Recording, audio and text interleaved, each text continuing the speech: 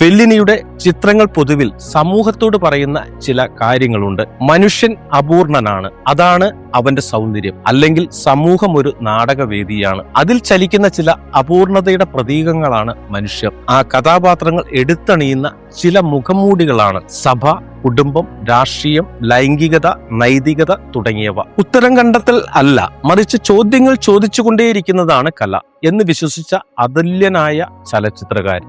Fellini തന്നെ തുറന്നു പറഞ്ഞിട്ടുള്ളതുപോലെ അയാളുടെ ബാല്യമായിരുന്നു അയാളുടെ സിനിമകളുടെ സ്ക്രിപ്റ്റ്. ആ സ്ക്രിപ്റ്റിന്റെ അടിസ്ഥാനത്തിൽ പിറന്ന സിനിമകളുടെ വിമർശകരെ അദ്ദേഹം ഒരിക്കലും വിമർശിച്ചിരുന്നില്ല. ആ വിമർശകരെ പോലും തന്റെ തന്നെ ആത്മകഥാംശമുള്ള 8.5 എന്ന ചിത്രത്തിൽ കഥാപാത്രങ്ങളായി കൊണ്ടുവന്ന് അവരെ കൊണ്ട് തന്നെ നിങ്ങളുടെ സിനിമയിൽ അർത്ഥമില്ല എന്ന്, തികച്ചും ശൂന്യമായ ഒരു സിനിമയാണ് നിങ്ങളുടേതെന്ന് ഡയലോഗ് പറയിപ്പിച്ചു എന്നുള്ളതാണ് അദ്ദേഹത്തിന്റെ പ്രത്യേകത. ഫെല്ലിനി എന്ന വിഖ്യാതനായ ചലച്ചിത്രകാരൻ ജീവിതത്തെ മനസ്സിലാക്കാൻ ശ്രമിക്കേണ്ട, അതിൽ ഇടപഴകുന്ന, അതിനോട് ലയിക്കുന്ന നൃത്ത ചുവടുകളുമായി മുന്നോട്ടു പോവുക എന്ന പ്രഖ്യാപനം നടത്തിയ ദാർശനികനായ ആ ബോധമുണ്ടായിരുന്ന ഫെല്ലിനി എന്ന സമാനതകളില്ലാത്ത ചലച്ചിത്ര പ്രതിഭയ്ക്ക് മുന്നിൽ തൊഴുകൈകളോടെ അഭിവാദ്യങ്ങൾ.